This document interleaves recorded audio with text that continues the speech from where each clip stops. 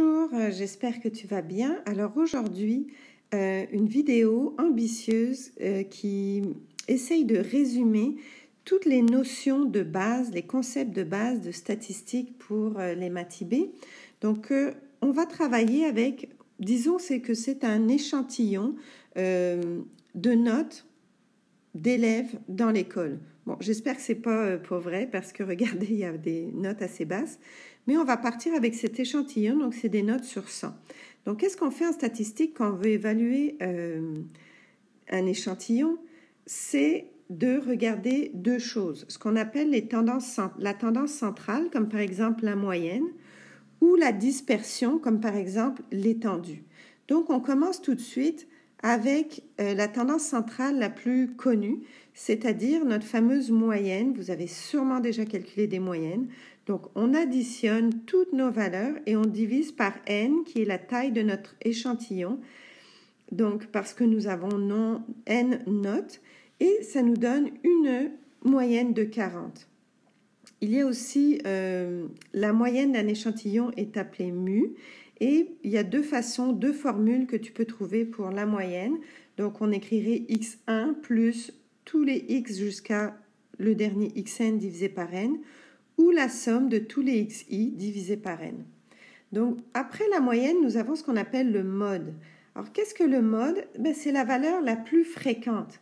Donc, ici, on voit que c'est 20 qui est la valeur la plus fréquente. Donc, évidemment, il pourrait ne pas y avoir de mode dans un échantillon s'il n'y a pas de valeur plus fréquente que d'autres. Une petite façon pour se rappeler le mode, moi, mes élèves disent le mode, c'est à la mode, donc c'est pour ça qu'il y en a plus. Le prochain, c'est la médiane. Donc, la médiane, c'est notre valeur au centre.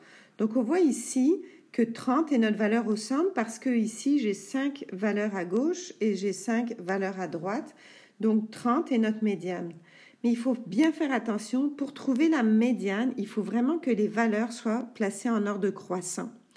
Là, on se demande, mais ici, on a de la chance parce que notre échantillon est de 11 valeurs. Donc, on peut trouver notre médiane et on en a 5 à gauche et 5 à droite. Mais qu'est-ce qu'on ferait si on avait, par exemple, un échantillon pair, c'est-à-dire, par exemple, avec 4 valeurs? C'est simple.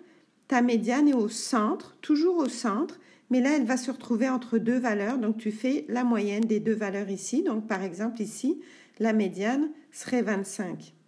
Donc, on voit que si tu as besoin de trouver la position de la médiane, comment tu fais? Tu fais n plus 1 sur 2 et ça va te donner la position de ta médiane. Par exemple, ici, mon n, donc j'ai 11 valeurs, donc c'est 11 plus 1, donc ça fait 12 divisé par 2, ça me donne 6. Et on voit bien que ma médiane est à la 6e position. Ici, mon n est 4, j'ai 4 valeurs, donc 4 plus 1, 5, divisé par 2, ça me donne 2,5. Donc on voit ici, comme on a un nombre pair de valeurs, ma médiane est à la position 2,5, donc bien entre la deuxième et la troisième. Donc il faut que je fasse une petite moyenne pour trouver ma médiane. Juste avant de quitter sur la médiane, je veux vous mentionner que la médiane s'appelle aussi Q2. Vous allez plus comprendre quand on va continuer. Donc maintenant, voyons les valeurs de dispersion.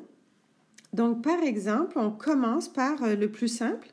Vous en avez déjà peut-être entendu parler, c'est l'étendue. Donc de la valeur max à la valeur min. Donc ici, on voit que les notes d'élèves vont de 10% à 80%. Donc notre étendue est de 70. Le prochain valeur pour mesurer la dispersion est ce qu'on appelle l'intervalle interquartile. Donc, pour bien comprendre l'intervalle interquartile, on va faire une échelle de toutes les notes qu'on peut avoir, donc 10, 20, 30, etc., jusqu'à 80. Et on va commencer parce que l'intervalle interquartile fonctionne avec la médiane. Donc, vous voyez ici, j'avais dit que ça s'appelait Q2, donc j'y reviens. Donc, on va commencer par placer notre médiane sur notre graphique. Donc, la médiane de tout l'échantillon est Q2 ici. Et on avait une médiane de 30, donc je place Q2 à 30. Ensuite, ce qu'on veut faire, c'est trouver la médiane, mais du côté gauche, c'est-à-dire comme si notre échantillon n'était que ici à gauche. Donc notre médiane ici est bien 20. Ensuite, on fait la même chose à droite. On prend seulement l'échantillon qui est à droite de notre Q2 et ici on voit que c'est 70. Donc on a Q3 qui est à 70. On peut aussi placer notre minimum et notre maximum qui sont 10 et 80. Donc ici, on a ce qu'on appelle un diagramme en boîte.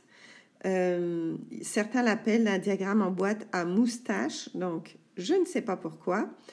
Et l'intervalle interquartile est la valeur de Q3 moins Q1, c'est-à-dire la taille ici, la distance entre Q3 et Q1 ou la longueur de la boîte. D'accord? Sans les petites tiges à gauche et à droite. Donc, ce que ça nous donne, l'intervalle interquartile ici, si je le calcule, c'est 70 moins 20 et ça me donne 50. Donc, ce que ça veut dire, c'est que 50% des valeurs se situent entre 70 et 20, ce qui nous donne l'intervalle interquartile.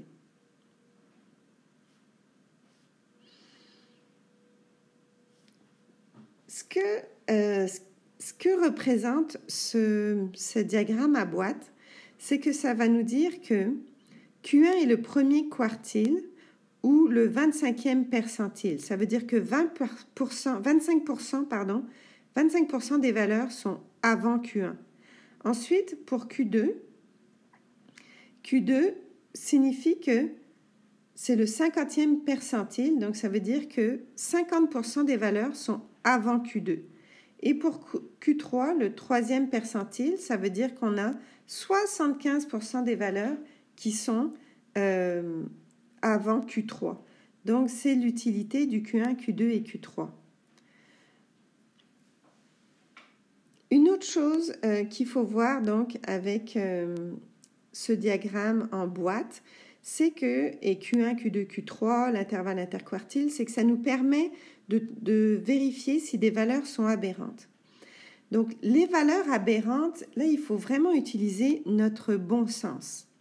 Si on parle ici que notre échantillon représente des notes d'élèves, qu'est-ce que va être une valeur aberrante? Donc, une valeur aberrante, c'est une valeur qui n'a pas de sens, qu'on devrait enlever de l'échantillon parce que c'est probablement une erreur de mesure ou quelque chose qui ne devrait pas être là pour toutes sortes de raisons. Donc, par exemple, ici, on sait que c'est des notes entre 0 et 100%. Donc, toutes les notes doivent être comprises entre 0 et 100%. On n'a pas besoin de formule pour trouver quand une valeur est aberrante. Si on avait eu ici un 122%, on aurait su qu'il y a un problème, quelqu'un a mal rentré la donnée, qu'il faut investiguer, voir pourquoi elle est là, et peut-être que ce 120% en fait était un 20 ou c'est simplement une valeur qu'il faut enlever. Donc, dans notre cas, on n'aurait pas besoin, dans le cas de notes d'élèves, on n'aurait pas besoin d'une formule pour décider si une valeur est aberrante ou pas. Dans d'autres cas, alors disons que cet échantillon-là n'est plus des notes d'élèves, mais que c'est une température qui est calculée dans un processus quelconque, dans une usine pour fabriquer une pièce quelconque. D'accord? Donc ici, si ça représente une température, tu aimerais calculer quelles sont les valeurs que tu trouverais qui seraient aberrantes, donc il faudrait investiguer et peut-être enlever de ton échantillon. Donc on a une formule pour ça. On a décidé que toutes les valeurs qui sont 1,5 fois l'intervalle interquartile au-dessus de Q3 ou 1,5 fois l'intervalle interquartile au-dessous de Q1, ces valeurs sont appelées aberrantes et tu devrais les investiguer et probablement les enlever. Donc ici, dans ce cas-là, donc on oublie que c'est des notes d'élèves parce que là, dans ce cas-là, on n'aurait pas besoin de calculer. Mais disons que c'est notre fameuse température. Donc 1,5 fois l'intervalle interquartile me donnerait 50 fois 1,5, donc 75. Donc je fais Q3 qui est 70 plus 75 et ça me donne 145. Donc, c'est la valeur qu'il faudrait, toutes les valeurs au-dessus de 145, je devrais les investiguer et peut-être les enlever. Ou la même chose pour Q1 moins 1,5 fois l'intervalle interquartile qui me donne moins 65. Donc, à moins 65 et en dessous, je devrais me questionner et probablement enlever les valeurs de mon échantillon. Quand on utilise cette formule, la plupart du temps, nos échantillons sont aussi beaucoup plus grands.